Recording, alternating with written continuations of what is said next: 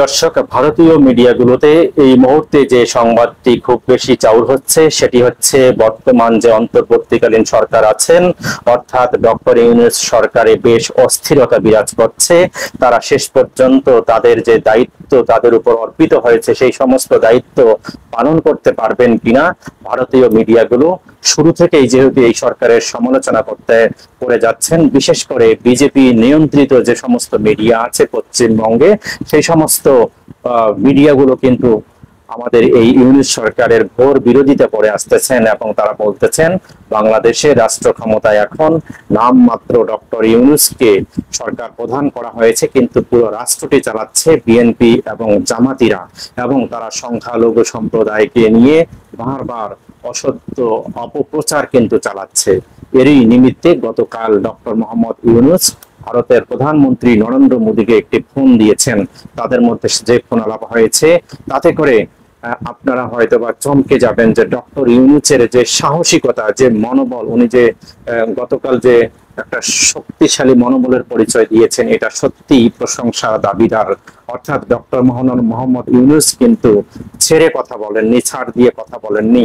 নরেন্দ্র মোদী ওনাকে জিজ্ঞেস করেছিলেন সংখ্যালঘু সম্প্রদায়ের উপর যে অত্যাচার নিপীড়ন হচ্ছিল, এরকম সংবাদ আমরা পাচ্ছিলাম আমাদের ভারতীয় গণমাধ্যমগুলোতে, বাংলা গণমাধ্যম, ইংলিশ গণমাধ্যম, হিন্দি গণমাধ্যমগুলোতে আমরা এরকম অনেক নিউজ পেয়েছি। এই নিউজের ভিত্তিতে আপনার মতামত কি? নরেন্দ্র মোদী মতামত জানতে চেয়েছিলেন ডক্টর মোহাম্মদ ইউনূসের। তখন ডক্টর মোহাম্মদ ইউনূস উনি অনেক সাহসিকতার পরিচয় দিয়ে নরেন্দ্র মোদীকে বললেন যে আমি ভারতীয় মিডিয়া কর্মীদেরকে আমন্ত্রণ জানাচ্ছি, আপনারা বাংলাদেশে আসেন, আপনারা বাংলাদেশে এসে সরেজমিনে তদন্ত করেন যে এখানে আসলে কি ঘটনা হচ্ছে, কি ঘটনা চলমান, আপনারা সরেজমিনে তদন্ত করুন এবং সরেজমিনে তদন্ত করে আপনারা ভারতীয় মিডিয়াগুলোতে আপনারা নিউজ করুন, তাহলে আসল খবরটা আপনারা জানতে পারবেন। উনি ভারতীয় মিডিয়া কর্মীদেরকে কিন্তু সাহসিকের সাথে কিন্তু আমন্ত্রণ জানিয়েছেন। এরপরে নরেন্দ্র মোদী ওনার কথা এবং ওনার সাহসিকতার কারণে কিন্তু নমনীয় হয়ে গেছেন।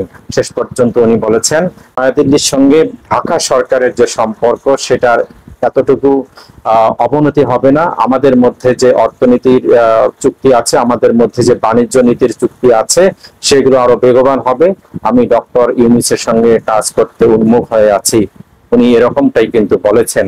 কাজেই ভারতীয় মিডিয়াগুলোর যে অপপ্রচার চলছে, যে অসত্য বয়ান চলছে, সেটার তীব্র নিন্দা আমরা করতেই পারি। তারা যে মুহূর্তে বলতেছেন যে সরকারে একটা অস্থিরতা বিরাজ করছে, সরকারের মধ্যে বিভাজন সৃষ্টি হয়েছে, সেটা মোটেও সত্য নয়। আপনারা জানেন গতকালকে ঢেলে সাজানো হয়েছে উপদেষ্টা পরিষদকে, নতুন করে আরো 4 জনকে নিয়োগ দেওয়া হয়েছে এবং তাদের মধ্যে সুষম বন্টন করা হয়েছে।